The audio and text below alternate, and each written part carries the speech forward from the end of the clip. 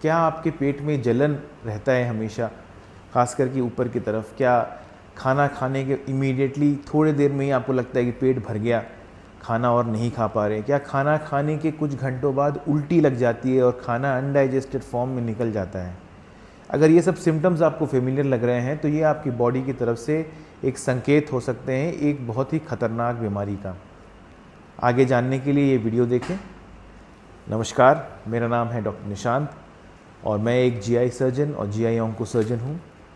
और आज हम एक बहुत ही गंभीर बीमारी के बारे में डिस्कशन करेंगे। बीमारी का नाम है स्टमक कैंसर या गैस्ट्रिक कैंसर। देखिए दोस्तों, क्लैरिफिकेशन के लिए, स्टमक वो पार्ट है जो सबसे पहले आपका डाइजेस्टिव सिस्टम इनकाउंटर करता है, यानी कि फूड पाइप। जब आप खाना खाते हैं तो फूड पाइप जाके जहाँ मिलता है उस भाग को हम स्टमक या एक्चुअली में पेट कहते हैं। स्टमक कैंसर की बात करें तो स्टमक कैंसर बहुत ही एग्रेसिव कैंसर, जो पेट के सब कैंसर्स हैं उनमें one of the most aggressive cancer है। और एग्रेसिव का मतलब क्या है कि ये बहुत ही जल्दी फैल जाता है, इसीलिए इसके बारे में जानकारी होना बहुत आवश्यक है। जो अगर हम आंकड़े देखें तो इंडिया में स्टमक कैंसर जो है वो वेस्टर्न कंट्रीज़ के मुकाबले भले ही थोड़ा कम है, खासकर कि जो हमारे साउथ ईस्ट एशियन कंट्रीज़ हैं, जापान, कोरिया, ये सब जो कंट्रीज़ हैं यहाँ पे स्टमक कैंसर के रेट्स बहुत ज़्यादा हैं। इंडिया में खासकर कि नॉर्थ इंडिया में रेट्स थोड़े कम हैं मुकाबले में, बट जो हमारे नॉर्थ ईस्ट है कंट्री का और सदर्न पार्ट है जो कंट्री का, यहाँ पर रेट्स काफ़ी हाई हैं। तो इंडिया में मेल्स में यानी कि पुरुषों में वे 5th मोस्ट कॉमन कैंसर है और स्त्रियों में ये 7th मोस्ट कॉमन कैंसर है। अब स्टमक कैंसर के क्या होते हैं सिम्टम्स? देखिए, स्टमक कैंसर जो है उसके साथ एक बड़ी प्रॉब्लम ये भी है कि सिम्टम्स काफ़ी कम होते हैं। अब ये जो जलन है, पेट की जलन, ये बहुत ही कॉमन प्रॉब्लम है और बहुत लोगों को होती है। और अल्सर की बीमारी, इस तरह की चीज़ें काफ़ी कॉमन है पॉपुलेशन में और काफ़ी लोग इग्नोर भी करते हैं। तो पेट में जलन होना या पेट में एक ब्लोटिंग सेंसेशन होना, ये एक बहुत ही कॉमन सिम्टम है और इसको लोग इग्नोर कर देते हैं काफ़ी दिन तक, एंड तब तक ये कैंसर फैल गया होता है। दूसरा एक बहुत इंपॉर्टेंट सिम्टम ये है जो मैंने आपको शुरू में डिस्कस किया था कि पेट जल्दी भर जाता है।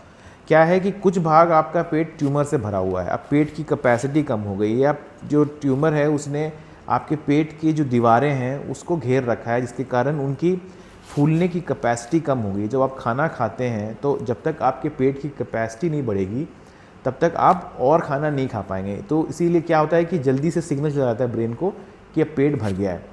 तो इसीलिए जो ये आपकी खाने की कैपेसिटी कम हो जाती है। द थर्ड जो सबसे इम्पॉर्टेंट सिम्टम वो ये है कि जब ये ट्यूमर आपके पेट के एग्ज़िट का रास्ता ब्लॉक करता है तब आपको उल्टी का सेंसेशन होता है। और उसमें क्या होता है कि खाना अनडाइजेस्टेड फॉर्म में पेट में ही पड़ा रहता है क्योंकि वो आगे नहीं जा पा रहा। और क्या होता है कि पेशेंट 3-4 घंटे के बाद खाने के उल्टियाँ करते हैं और उस उल्टी में खाना जो है वो ऐसे का वैसे ही निकल जाता है। मतलब आपने जो चबा के अंदर किया है वो लगभग उसी फॉर्म में बाहर आता है। कई बार ऐसा होता है कि सुबह जो खाया था वो शाम को निकल रहा है, कई बार वो बहुत ही फाउल स्मेलिंग होता है। और ये बहुत ही इंपॉर्टेंट सिम्टम है। अगर ये है तो उसका मतलब कि डेफिनेटली आपके पेट के एग्ज़िट द्वार पे कुछ ना कुछ प्रॉब्लम है एंड ये आपको अर्जेंटली दिखाना चाहिए। और इसमें एक और चीज़ जो है कि ज़रूरी नहीं है कि शुरुआत से ही आपको उल्टियाँ ही लग रही हों। शुरू में क्या होता है कि ट्यूमर जब छोटा होता है तो वो रास्ते को नैरो कर देता है, तब खाना जो है इमीडिएटली आप उल्टियाँ नहीं करते हैं, बट आपको वहाँ से वो एग्ज़िट में थोड़ी प्रॉब्लम क्रिएट कर रहा होता है। तो आपको एक फुलनेस की फीलिंग रहेगी, पेट भरा भरा सा रहेगा, उल्टी का मन होगा बट उल्टियाँ होगी नहीं। पर धीरे धीरे जब ये ट्यूमर पूरी तरह रास्ता बंद कर देता है तब जाके आपको फिर उल्टी होने लगती है। इसके बाद जो नेक्स्ट इम्पॉर्टेंट सिम्टम है वो है ब्लीडिंग। अब जो स्टमक के कैंसर्स हैं वो ब्लीड करने के लिए बहुत नोटोरियस हैं और जब ब्लीडिंग होती है तो पेशेंट को 2 तरह से हो सकती है। एक है कि बहुत सीवियर ब्लीडिंग हो रही है और खून की उल्टियाँ हो रही हैं पेशेंट को, और एक होती है माइनर ब्लीडिंग जिसमें थोड़ा थोड़ा खून का बहाव होता रहता है और पेशेंट को खून की कमी हो जाती है। इसके पहले वाली वीडियो में हमने जैसे डिस्कस किया था कि अनीमिया या खून की कमी होना कैंसर का एक बहुत ही इम्पॉर्टेंट साइन हो सकता है। और कभी भी अगर किसी को अचानक खून की कमी हो रही है और उसका कोई कारण समझ नहीं आ रहा, तो इस तरह की जो कारण होते हैं उनको इवैल्यूएट ज़रूर कराना चाहिए। इसके अलावा जो स्टमक कैंसर का सिम्टम है वो है पेन। पेन तभी होता है जब ये आसपास की चीज़ों को जकड़ लेता है, और कई बार ये पेन जो है एक लेट साइन है। And finally of course tumour अगर बड़ा है तो आपको पेट के थ्रू किसी को फील हो सकता है, आपको पेट के अंदर कुछ मांस सा या गांठ सा फील होगा। तो दोस्तों ये तो थे सिम्टम्स। अब ये जानते हैं कि स्टमक कैंसर होने के रिस्क फैक्टर्स क्या हैं। देखिए ऐसा है कि रिस्क फैक्टर्स कैंसर में हमेशा मल्टी फैक्टोरियल होते हैं, मतलब कोई एक चीज़ नहीं है जिसको हम अवॉइड करें तो कैंसर नहीं होगा, बट बहुत सारी चीज़ें मिल के जब एक पेशेंट में आ जाती हैं तब कैंसर फॉर्मेशन होता है। तो सबसे इम्पॉर्टेंट तो हमेशा शरीर का जो आपका बनावट है, आपकी शरीर की जो मतलब आपकी जो जेनेटिक्स हैं, जो आपकी फैमिली हिस्ट्री है, ये बहुत इंपॉर्टेंट है। अगर आपके फैमिली में ऐसी कोई जीन रन कर रही है जो आपको कैंसर के लिए प्रीडिस्पोज करते हैं, तो कैंसर होने के चांसेस बहुत ज़्यादा हो जाते हैं। इसके अलावा जो खान पान है उसमें जो फैक्टर्स देखे गए हैं इम्पॉर्टेंट, और जिसके कारण कई जगहों में जो अपने जोग्राफिकल डिफरेंसेस हैं कैंसर होने के लिए, वो ये खाने की जो डिफरेंसेस है उसको एट्रीब्यूट किए गए हैं। तो नंबर 1 जो स्टमक कैंसर में इम्पॉर्टेंट जो खान पान की चीज़ें हैं वो है वेरी सॉल्टेड फूड खाना, यानी कि जो ड्राइड मीट या फिश जिन जगहों में खाते हैं वो ज़रूर से उसमें काफ़ी नमक डालते हैं उसको प्रिजर्व करने के लिए। तो वेरी सॉल्टेड फूड, पिकल्स, ये सब चीज़ों में कार्सिनोजेंस डेवलप होते हैं और ये स्टमक कैंसर कॉज करते हैं। जो स्टेल फूड होता है, जो खाना जो ख़राब हो जाता है, वो जब खाते हैं, अब आप सोचेंगे कि खाना ख़राब कौन खाता है, तो देखिए जो फर्मेंटेशन प्रोसेस है, जो फर्मेंटेड फूड है, कई जगहों में तो उसमें गुड बग्स बन रहे हैं, तो किसी पार्ट में इंटेस्टाइन के वो अच्छा भी कर रहा है, बट स्टमक में वो कैंसर क्रिएट कर सकता है। और एक इम्पॉर्टेंट जो ओवरलुक पार्ट है स्टेल फूड का, वो है जो रेफ्रिजरेटेड खाना है। रेफ्रिजरेटेड खाने के साथ प्रॉब्लम क्या होती है कि कई कंट्रीज़ में इलेक्ट्रिसिटी जो है प्रॉपर नहीं है। तो क्या है कि अब अगर आप फ्रिज में अपने खाने को अगर कंटिन्यूसली एक टेम्परेचर में रखेंगे, लो टेम्परेचर में रखेंगे, तो वहाँ बैक्टीरिया की ग्रोथ नहीं होगी। लेकिन होता क्या है कि कभी बिजली चली जाती है, घंटों तक बिजली नहीं रहती, वोल्टेज के फ्लक्चुएशंस होते हैं, जिसके कारण क्या होता है कि आपका जो फ्रिज है वो एक टेम्परेचर मेंटेन नहीं कर पाता। तो खाना जो है वो कुछ मतलब अमाउंट में ख़राब हो जाता है क्योंकि वहाँ बैक्टीरिया ग्रो कर रहा है। इतना नहीं कि आपको पता चल जाए। तो आप जो खाना खा रहे हैं, जो कंज्यूम कर रहे हैं फ्रिज का, वो हो सकता है कि थोड़ा सा कुछ उसमें बैक्टीरियल एक्शन हो चुका है, जिसके कारण वो खाना कुछ ख़राब हो चुका है पर आपको पता नहीं चल रहा। तो इस तरह के खाने का सेवन करने से भी स्टमक के कैंसर्स हो सकते हैं। इसके अलावा सिगरेट स्मोकिंग और अल्कोहल बहुत बड़े रिस्क फैक्टर्स हैं जो कैंसर कॉज करते हैं।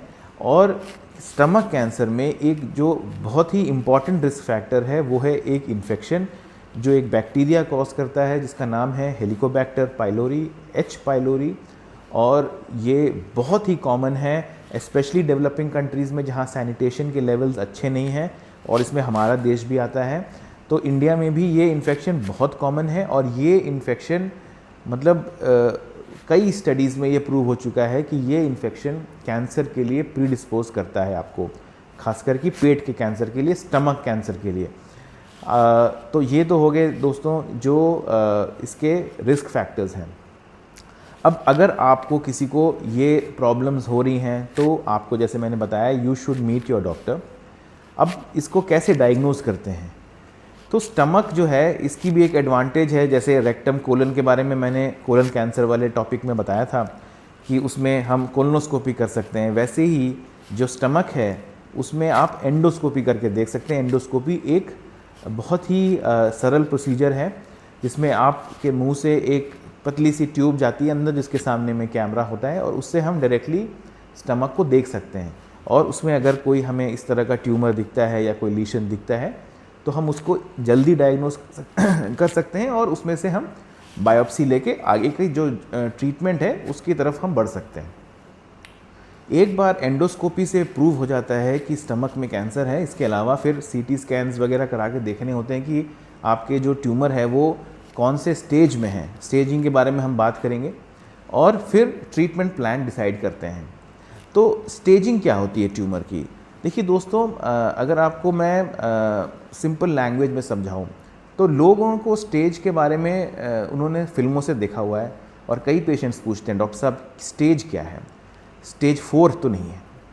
देखिए ऐसा है कि स्टेजिंग जो है वो ऑफ कोर्स स्टेज आपका जैसे जैसे बढ़ता जाएगा, एक लॉजिकल रीजनिंग यही है कि वो ख़राब ही होगा। स्टेज 1 और स्टेज 4 में यही डिफरेंस होगा, स्टेज 4 ख़राब होगा, स्टेज 1 मतलब अर्ली होगा। पर स्टेजिंग का पर्पस यही होता है कि स्टेज के हिसाब से हमें ट्रीटमेंट डिसाइड करना होता है। हर स्टेज का एक ट्रीटमेंट होता है। तो स्टेजिंग कैसे डिसाइड करते हैं? स्टेजिंग हम डिसाइड करते हैं, अलग अलग ट्यूमर के लिए अलग होता है, बट स्टमक के ट्यूमर या पेट के बाकी ट्यूमर्स में भी यूजुअली यही होता है कि ट्यूमर के साइज़ को देखा जाता है और आसपास में ट्यूमर कितनी दूर तक फैला हुआ है उस पर स्टेजिंग डिसाइड होती है। तो जैसे जैसे स्टेज बढ़ता जाएगा उसका मतलब ये है कि ट्यूमर का साइज़ भी बढ़ा हुआ है, या ट्यूमर आसपास के ऑर्गन्स में फैला हुआ है, या दूर के ऑर्गन्स में भी फैला हुआ है। तो ये तो हो गई स्टेजिंग। अब फाइनली ट्रीटमेंट। तो जैसे मैंने शुरू में बताया दोस्तों, स्टमक कैंसर बहुत ही एग्रेसिव कैंसर है, और इसका अर्ली स्टेज में ट्रीटमेंट अगर हो पाता है तभी ट्रीटमेंट मैक्सिमली सक्सेसफुल होता है। अगर बहुत डिलेड स्टेज में आप आते हैं, आप इन सिम्टम्स को इग्नोर करते हैं, तो ट्यूमर जब फैल जाता है तो कुछ ऑप्शंस तो सर्जिकल जो मतलब कुछ ऑप्शंस आपके ट्रीटमेंट मोडालिटी से हट जाते हैं, और वो हैं सर्जिकल ऑप्शंस। यानी कि अगर ट्यूमर सब जगह फैला हुआ है तो हम ऑपरेशन करके ट्यूमर नहीं निकाल पाएंगे। तो इसीलिए इनिशियल स्टेज में आना बहुत ज़रूरी है। तो ट्रीटमेंट इसकी मेडिकल, सर्जिकल और रेडियोथेरेपी है। अभी क्या है कि ये ट्रीटमेंट जो है बहुत ही पर्सनलाइज्ड होती है, क्योंकि ट्यूमर अलग अलग लोगों के अलग अलग स्टेज में है, अलग अलग साइज़ में है। तो किसी पेशेंट में हम पहले सर्जरी कर देते हैं, किसी पेशेंट्स में पहले कीमोथेरेपी यानी कि दवाइयों की ट्रीटमेंट है वो दी जाती है, उसके बाद फिर हम सर्जरी पे आते हैं, एंड सर्जरी के बाद फिर एक साइकिल कीमोथेरेपी की देनी पड़ती है। तो आज के जो करंट सिनेरियो में मैक्सिमम जो स्टमक कैंसर्स हैं, क्योंकि हम उनको बहुत अर्ली नहीं पकड़ पाते, तो एक जो इनिशियल स्टेज के बाद वाले सारे स्टेज जो हैं उसमें यूजुअली जो है इनिशियली कीमोथेरेपी की ज़रूरत होती है, और उसके बाद सर्जरी, एंड उसके बाद कीमोथेरेपी। तो ये एक सैंडविच थेरेपी की तरह होगा। एंड जो सर्जरी है, सर्जरी उसमें होता यही है कि वो डिपेंड करता है कि स्टमक के कौन से भाग में है ट्यूमर। तो स्टमक का आप समझ लो कि 3 भाग है। एक इनलेट है, इनलेट यानी कि जिस तरफ से खाना आ रहा है, यानी जो पार्ट फूड पाइप से अटैच्ड है, तो वो एक इनलेट है। उसके बाद एक स्टोरेज वाला पार्ट है जिसको हम बॉडी कहते हैं, जहाँ पे खाना कुछ देर के लिए स्टोर होता है, और एक आउटलेट है जहाँ से खाना बाहर जा रहा होता है, तो उसको हम पाइलोरो एंट्रिक रीजन बोलते हैं, जो एग्जिट पार्ट है स्टमक का। तो ट्यूमर के लोकेशन के हिसाब से डिसाइड होता है कि क्या सर्जरी होगी। अगर ट्यूमर जो है आपके स्टमक के एग्जिट पार्ट में है तो पार्शियल स्टमक को निकालना होता है, पार्शियली। और अगर ट्यूमर जो है बॉडी में है, यानी कि जो सैक जैसा पार्ट है जहाँ स्टोरेज होता है खाने का, अगर वहाँ है तो उसके बाद उसके बियॉन्ड के जो भी ट्यूमर्स हैं वहाँ पे ऑलमोस्ट हमें पूरा स्टमक निकालना पड़ता है सर्जरी के लिए, एंड उसके बाद हमें रिकंस्ट्रक्शन करना पड़ता है ताकि आप खाने के लिए कंटिन्यूटी बन सके। तो सर्जरी तो यही है। अब ये सर्जरी ओपन भी होती है, यानी कि ओपन चीरा लगा के बड़े चीरे से, या लैप्रोस्कोपिक भी होती है और रोबोटिक भी होती है। और बहुत आज के डेट में एडवांसमेंट आ गई है। मैक्सिमम जो स्टमक के कैंसर्स हैं हम लैप्रोस्कोपिकली मैनेज कर सकते हैं। जो बहुत बल्की होते हैं ट्यूमर्स, बहुत बड़े होते हैं, उसमें आज भी लैप्रोस्कोप रिकमेंडेड नहीं है साइंटिफिकली, क्योंकि सर्जरी में, ऑन्को सर्जरी हो चाहे कोई भी सर्जरी हो, उसमें 2-3 चीज़ें हैं जो बहुत इंपॉर्टेंट है। पहला है पेशेंट सेफ्टी, और सेकंड है पेशेंट की जो सर्जरी हो रही है वो उसके जो प्रिंसिपल्स हैं, यानी कि कैंसर के लिए कुछ प्रिंसिपल्स हैं सर्जरी के, कि आपको क्या अचीव करना है, कितना रिमूव करना है, क्या छोड़ना है। तो अगर आप उसको लैप्रोस्कोपिकली प्रॉपरली अचीव नहीं कर सकते तो उस सर्जरी का कोई एडवांटेज नहीं है। इसीलिए जो बहुत बड़े ट्यूमर्स हैं जिसमें देखा गया है कि लैब से हम वो सेम लेवल ऑफ क्या बोलते हैं क्लियरेंस अचीव नहीं कर सकते जो हम ओपन से अचीव करते हैं, तो उन केसेस में लैप्रोस्कोपिक रिकमेंडेड नहीं है, आपको ओपन सर्जरी करनी चाहिए। तो ये तो एक जिस्ट हो गया दोस्तों कि स्टमक कैंसर के सिम्टम्स, उसके कॉजेटिव एजेंट्स, क्या ट्रीटमेंट लेना है, कैसे डायग्नोस करना है, इसके बारे में। आई थिंक ये वीडियो आपको इन्फॉर्मेटिव लगा हो। अगर आपको इस वीडियो के बारे में और कुछ जानकारी जाननी है, स्टमक कैंसर के बारे में और कुछ जानकारी जाननी है, तो प्लीज़ कमेंट सेक्शन में हमसे आप पूछ सकते हैं। We will be very happy to respond. And आप ये वीडियो और भी अपने दोस्तों में शेयर करें ताकि उनको भी ये जानकारी मिल पाए। और जैसा मैंने कहा है, मैक्सिमम कैंसर्स अर्ली डायग्नोसिस से फुल क्योर तक आपको जाने में हेल्प करते हैं। इसीलिए बी एजुकेटेड अबाउट एवरीथिंग, क्या सिम्टम्स होते हैं, क्या होता है, पैनिक नहीं होना है, बट इवैल्यूएट भी कराना है, इग्नोर नहीं करना है इन सिम्टम्स को। दोनों एक्सट्रीम जो हैं आपको नुकसान पहुंचाती हैं। इसीलिए इसी मैसेज के साथ मैं आपको इस वीडियो में यहीं छोड़ रहा हूं। फिर मिलेंगे नेक्स्ट वीडियो में। नमस्कार।